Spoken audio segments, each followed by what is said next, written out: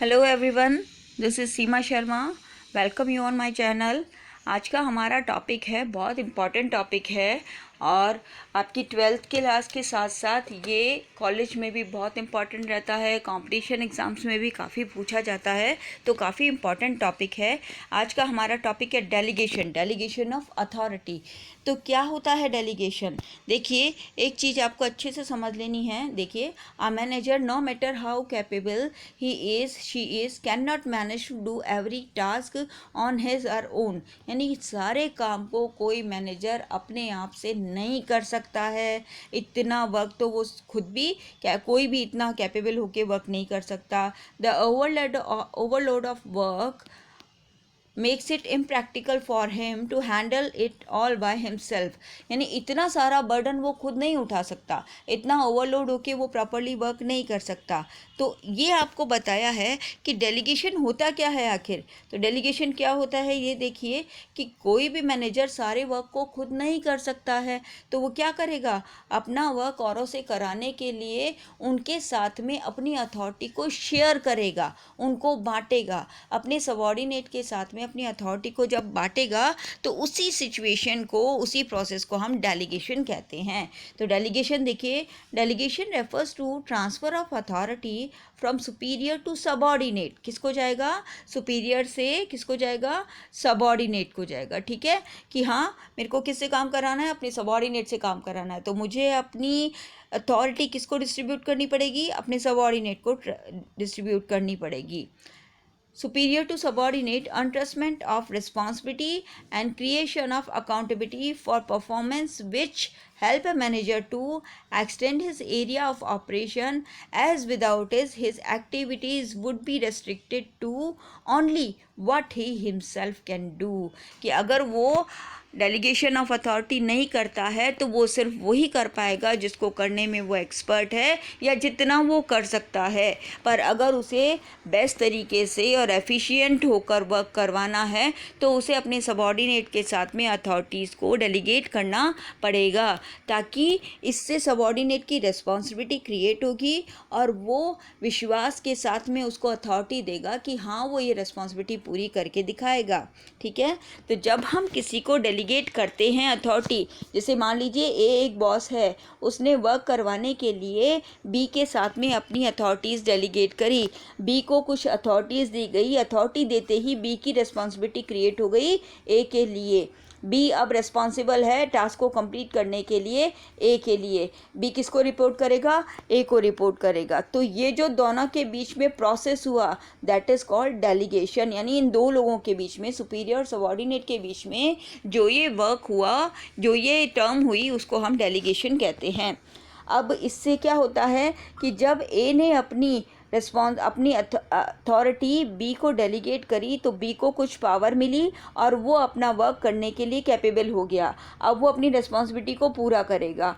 But problem ये है कि ए यहाँ पर सुपीरियर है, ए ने अपनी पावर अपनी इच्छा से बी को डेलीगेट करी है, बट बी की अकाउंटेबिलिटी मतलब होता है किसी भी टास्क को फाइनल रिजल्ट की रिस्पॉन्सिबिलिटी लेना, किसी भी टास्क के फाइनल रिजल्ट की रिस्पॉन्सिबिलिटी लेना। आप चाहे कितना ही बी को अपनी अथॉरिटी डेलीगेट कर दो, पर फिर भी कौन जिम्मेदार रहेगा किसी भी रिजल्ट के लिए, ए ही जिम्मेदार रहेगा। क्योंकि हमेशा अकाउंटेबिलिटी इसी को कहते हैं कि चाहे कितना भी वो डेलीगेट कर दे अपने अथॉरिटीज़ को, पर फाइनल रिजल्ट के लिए तो जिम्मेदार वही रहेगा। जैसे मान लीजिए मैंने अपनी क्लास के स्टूडेंट को पावर दे दी कि आप क्लास को संभालिएगा और देखिएगा, और किसी बच्चे को अगर पनिशमेंट देना है तो आप दे सकते हैं, बट उसके बावजूद भी मुझे बी के वर्क को प्रॉपरली चेक करता रहना होगा।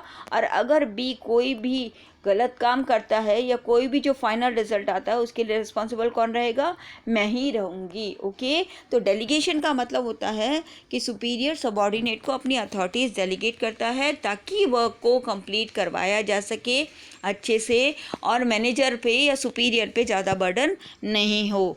और अकाउंटेबिलिटी जब जैसे ही अथॉरिटी डेलीगेट करते हैं, रिस्पॉन्सिबिलिटी अपने आप क्रिएट हो जाती है, सबॉर्डिनेट रिस्पॉन्सिबल हो जाता है सुपीरियर के लिए, और अकाउंटेबिलिटी किसकी बनी रहेगी हमेशा, सुपीरियर। सुपीरियर की ही बनी रहेगी। आगे देखिए एलिमेंट्स ऑफ डेलीगेशन। डेलीगेशन के 3 एलिमेंट्स हैं, यानी डेलीगेशन 3 फैक्टर से मिलके बनता है, अथॉरिटी, रिस्पॉन्सिबिलिटी एंड अकाउंटेबिलिटी। 3 चीज़ों को मिलके बनता है delegation, authority, responsibility and accountability. अब इन तीनों को अलग से इसकी डिटेल देखते हैं। फर्स्ट ऑफ ऑल देखिए authority, it refers to the right of an individual to command his subordinate and to take action within the scope of his और हर पोजीशन। इसका मतलब ये होता है कि जब हम किसी को ऑर्डर देने की पावर रखते हैं या किसी इंडिविजुअल को कमांड करने की पावर रखते हैं तो वो पावर हमारे लिए क्या है, अथॉरिटी है। ठीक है, कि राइट जो होता है कि किसी हम इंडिविजुअल को हम कमांड करने की पावर हमारे पास है, हमारे पास उसका राइट है, तो वो हमारी अथॉरिटी है। ये उसकी पोजीशन के अकॉर्डिंग होती है कि वो किस पोस्ट पे वर्क कर रहा है, उसके अकॉर्डिंग उसकी जो अथॉरिटी होती है वो उसके अकॉर्डिंग होती है। Authority also refers to the right to take decisions inherent in a managerial position to tell people what to do except them to do it. ठीक है, कि क्या करना है, खुद नहीं करना है, उनको बताना है कि क्या करना है। तो अथॉरिटी एक ऐसी पोजीशन से रिलेटेड एक राइट है जिसमें आप दूसरों को कमांड कर सकते हो। डिपेंड करता है कि आप मैनेजमेंट के कौन से लेवल पे वर्क कर रहे हो। अगर आप सुपीरियर लेवल पे वर्क करते हो, मैनेजमेंट के 3 लेवल होते हैं, तो डिपेंड करता है आप कहाँ वर्क कर रहे हो, उसी अकॉर्डिंग आपके पास अथॉरिटी होगी। और अथॉरिटी वही डेलीगेट होती है जो आपके पास हो। आप दूसरों की अथॉरिटीज़ को डेलीगेट नहीं कर सकते हैं। जो अथॉरिटीज़ ऑलरेडी आपके पास है और जो आपको गिवन है इंस्टीट्यूशन की तरफ से, आप उसी को ही डेलीगेट कर सकते हैं। नेक्स्ट देखिए responsibility, it refers to the obligation of a subordinate to properly perform the assign duty. Responsibility का मतलब होता है कि जो टास्क सबॉर्डिनेट को दी गई है वो टास्क उसे प्रॉपरली परफॉर्म करके देनी होती है, ये उसकी ड्यूटी होती है। और इसी ड्यूटी को हम क्या कहते हैं, रेस्पॉन्सिबिलिटी कहते हैं। कि क्या करेगा वो दिए हुए वर्क को, जो उसको ड्यूटी असाइन करी है, उसे वर्क को कंप्लीट करके और अपने सुपीरियर को उसकी इन्फॉर्मेशन देगा, और उसी को हम रिस्पॉन्सिबिलिटी कहते हैं। It arise from superior subordinate relationship. जैसे ही सुपीरियर ने अपनी अथॉरिटीज़ डेलीगेट करी, तुरंत अराइज हो गई, क्या हो गई, responsibility. Because the subordinate is bound to perform the duty assigned by his superior, क्योंकि सुपीरियर ने उसको ये ड्यूटी कंप्लीट करने के लिए बाउंड कर दिया है। इसी तरीके से responsibility flows upward. A subordinate will always be responsible to his subordinate. So responsibility कैसे चलती है, अपवर्ड चलती है। ठीक है, यहाँ सुपीरियर है, यहाँ सबॉर्डिनेट है, तो सबॉर्डिनेट किसके लिए रिस्पॉन्सिबल है, सुपीरियर के लिए। तो इसका रिस्पॉन्सिबिलिटी का डायरेक्शन कैसा हो गया, हमेशा अपवर्ड होता है। और अथॉरिटी का क्या डायरेक्शन, हमेशा डाउनवर्ड होता है। ठीक है, ऊपर से नीचे की ओर। तो सुपीरियर ऊपर है, सबॉर्डिनेट नीचे है, तो अथॉरिटी कौन देगा, सुपीरियर देगा सबॉर्डिनेट को। तो दोनों का डायरेक्शन आपको क्लियर हो गया कि रिस्पॉन्सिबिलिटी कैसे फ्लो होती है, अपवर्ड फ्लो होती है, और अथॉरिटी कैसे फ्लो होती है, डाउनवर्ड फ्लो होती है। ओके, तो रिस्पॉन्सिबिलिटी वाला टॉपिक क्या कह रहा है कि जब किसी सबॉर्डिनेट को कोई भी टास्क असाइन की जाती है तो उस असाइन टास्क को कंप्लीट करके देना क्या है, उसकी रिस्पॉन्सिबिलिटी है, और ये उसको परफॉर्म करके अपने सुपीरियर को देनी होती है। और रिस्पॉन्सिबिलिटी का फ्लो कैसा होता है, अपवर्ड होता है। अब थर्ड टॉपिक देखिए, अकाउंटेबिलिटी। अकाउंटेबिलिटी क्या होता है, it refers to the answer ability for the final outcome of the assigned task once authority has been delegated and responsibility accepted। यानी अगर सबॉर्डिनेट ने कह दिया है, रिस्पॉन्सिबिलिटी ले ली है और वो टास्क को कंप्लीट करने के लिए रेडी है, one can not deny accountability, तो भी सुपीरियर अपनी अकाउंटेबिलिटी से मना नहीं कर सकता है। फाइनल रिजल्ट के लिए, फाइनल आउटकम के लिए वो हमेशा रेस्पॉन्सिबल रहेगा। It can not be delegated and flows upwards. Accountability कभी भी डेलीगेट नहीं की जा सकती है। डेलीगेट क्या होती है? सिर्फ अथॉरिटी होती है, ठीक है। तो अथॉरिटी को डेलीगेट किया जा सकता है। जैसे ही अथॉरिटी डेलीगेट करते हैं, रेस्पॉन्सिबिलिटी ऑटोमेटिकली क्रिएट हो जाती है और अकाउंटेबिलिटी हमेशा किसकी रहती है? सुपीरियर की ही रहती है। A subordinate will be accountable to superior for satisfactory performance of the work. हमेशा क्या रहेगा कि एक सबऑर्डिनेट है वो अकाउंटेबल रहेगा एक सुपीरियर के लिए कि हाँ वो परफॉर्मेंस को अच्छे से वर्क करके दे। फिर भी लास्ट और फाइनल आउटकम के लिए कौन रिस्पॉन्सिबल रहेगा? सुपीरियर ही रिस्पॉन्सिबल रहेगा और उसी को अकाउंटेबिलिटी कहते हैं। यानी बॉस चाहे अपनी कितनी ही अथॉरिटी को डेलीगेट कर दे सबऑर्डिनेट के साथ, बट फाइनल आउटकम के लिए रिस्पॉन्सिबल कौन रहेगा? सुपीरियर ही रहेगा और इस पोजीशन को ही हम अकाउंटेबिलिटी कहते हैं। अब देखिए तीनों में डिफरेंसेस, अथॉरिटी, रिस्पॉन्सिबिलिटी और अकाउंटेबिलिटी में डिफरेंसेस क्या है बेसिकली। फर्स्ट देखिए मीनिंग। मीनिंग क्या है? Right to command. अथॉरिटी मतलब होता है राइट टू कमांड, दूसरों को ऑर्डर देना, काम करने का ऑर्डर देना। रिस्पॉन्सिबिलिटी मतलब होता है obligation to perform an assign task. जो वर्क हमको दिया गया है वो वर्क कंप्लीट करके उसका जवाब देना। अकाउंटेबिलिटी मतलब होता है answering for outcome of the assign duty, assign task की जो टास्क हमने कंप्लीट करवाई थी, क्या उसका आउटकम और रिजल्ट सही निकला है या नहीं निकला है, उस फाइनल रिजल्ट के लिए हमें रिस्पॉन्सिबल होना या आंसर देना, उसको हम कहते हैं अकाउंटेबिलिटी।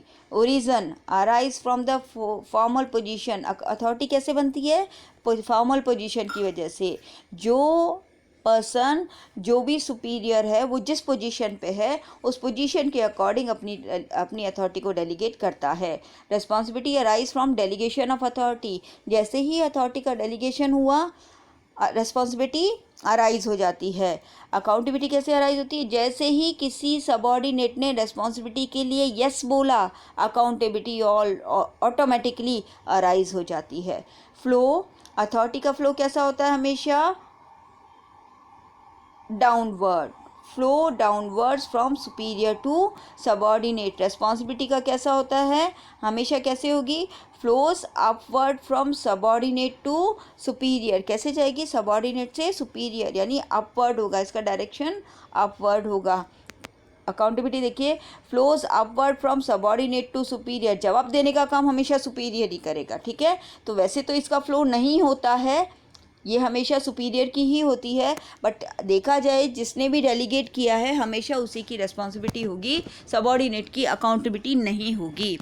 डेलीगेशन देखिए, कैन बी डेलीगेटेड। अथॉरिटी को हम डेलीगेट कर सकते हैं, हम कह सकते हैं कि हाँ ये पावर हम इसको दे रहे हैं या इसकी है ये power. Responsibility can not be entirely delegated. हम पूरी तरीके से मना नहीं कर सकते कि ये हमारी जिम्मेदारी नहीं थी, तो रिस्पॉन्सिबिलिटी को पूरी तरीके से डेलीगेट नहीं किया जा सकता। बट अकाउंटेबिलिटी बिल्कुल भी नहीं, can not be delegated at all. Accountability तो उसी की रहेगी चाहे वो कितना ही अपनी अथॉरिटी को डेलीगेट कर देता हो या दूसरे पे रिस्पॉन्सिबिलिटी डाल देता हो, पर अकाउंटेबिलिटी तो हमेशा सुपीरियर की ही रहेगी। तो इस तरीके से ये डिफरेंसेस थे इसके। अब देखिए इंपॉर्टेंस ऑफ डेलीगेशन। डेलीगेशन अगर करते हैं तो उसके क्या बेनिफिट्स हैं, क्या फ़ायदे हैं, क्या ज़रूरी है मैनेजर को डेलीगेट करना, डेलीगेट करने से उसको क्या क्या बेनिफिट मिलेंगे। फर्स्ट देखिए इफेक्टिव मैनेजमेंट। मैनेजमेंट कैसा होगा? इफेक्टिव होगा, क्योंकि मैनेजर ओवरबर्डन नहीं होगा और वो सारा काम खुद करने की बजाय किससे करवाएगा? अपने सबऑर्डिनेट से वर्क करवाएगा। और जब सबऑर्डिनेट से वर्क करवाएगा तो वो प्रॉपरली वॉच कर सकता है, कंट्रोल कर सकता है और उनकी रिस्पॉन्सिबिलिटी पूरी करने के लिए, रिस्पॉन्सिबिलिटी के लिए अकाउंटेबिलिटी ले सकता है। तो वो प्रॉपरली अपने इंपॉर्टेंट वर्क में ज़्यादा कॉन्सेंट्रेट होकर वर्क करेगा।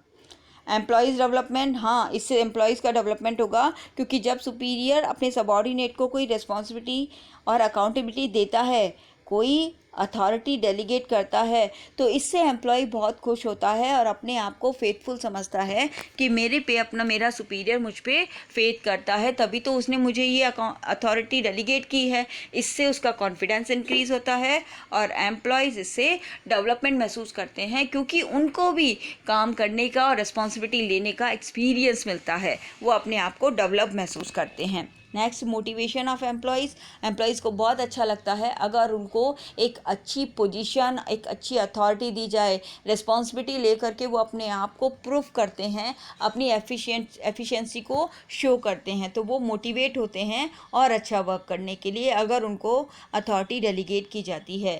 फैसिलिटेट्स ऑर्गेनाइजेशनल ग्रोथ, जितना बड़ा ऑर्गेनाइजेशन होता जाएगा तो वो उसमें वर्क करवाना तभी पॉसिबल है जब हम अपनी अथॉरिटीज़ को डेलीगेट करेंगे। अकेला मैनेजर कभी भी सारे वर्क को नहीं कर सकता है, इसीलिए ऑर्गेनाइजेशन की जैसे जैसे ग्रोथ होगी वैसे वैसे डेलीगेशन की इम्पोर्टेंस और ज़्यादा इंक्रीज़ होती जाएगी।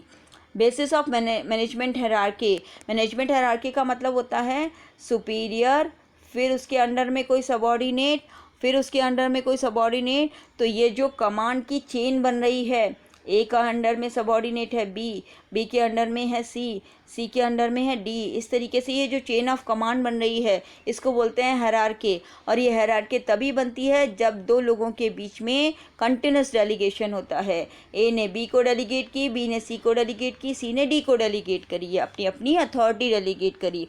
इससे क्या बना? Management hierarchy. ये जो लाइन बनी है, line of command, chain of command बनी है, इसी को हम हायरार्की बोलते हैं। तो डेलीगेशन ही बेस है किसका? मैनेजमेंट हायरार्की का। जब डेलीगेशन होता है सुपीरियर और सबॉर्डिनेट के बीच में, तभी ये मैनेजमेंट हायरार्की बनकर तैयार होती है, चेन ऑफ कमांड बनकर रेडी होती है।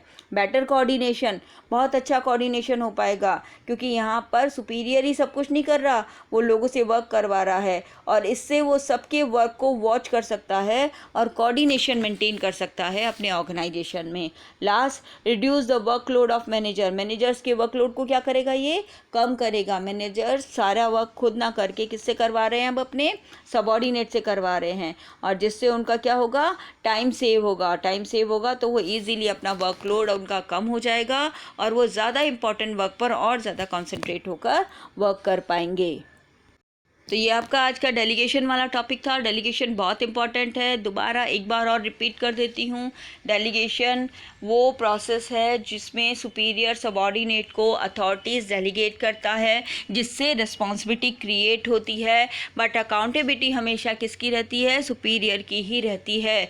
किसी भी मैनेजर को अपने इंस्टीट्यूशन में प्रॉपरली वर्क करवाने के लिए अथॉरिटीज़ को डेलीगेट करना कंपलसरी है, क्योंकि बिना उसके पॉसिबल ही नहीं है कि सारा काम वो खुद कर ले, सारे वर्क को वो खुद कर ले, ऐसा पॉसिबल नहीं है। तो वर्क को अच्छे से करवाने के लिए और अपना वर्कलोड कम करने के लिए और इम्पॉर्टेंट वर्क पर और ज़्यादा कंसंट्रेशन करने के लिए रिक्वायर्ड है डेलीगेशन का होना। तो डेलीगेशन हर इंस्टीट्यूशन में कंपलसरी है। ये दो लोगों के रिलेशनशिप को बताता है, सिर्फ सुपीरियर और सबॉर्डिनेट। होप करती हूँ आपको डेलीगेशन का पूरा टॉपिक क्लियर हुआ होगा। बहुत इंपॉर्टेंट टॉपिक है। इससे रिलेटेड अगर आपको कोई भी क्वेरीज हो, कोई भी प्रॉब्लम हो, तो मुझे कमेंट करिएगा, वीडियो को लाइक कीजिएगा, शेयर कीजिएगा एंड सब्सक्राइब कीजिएगा। Thank you.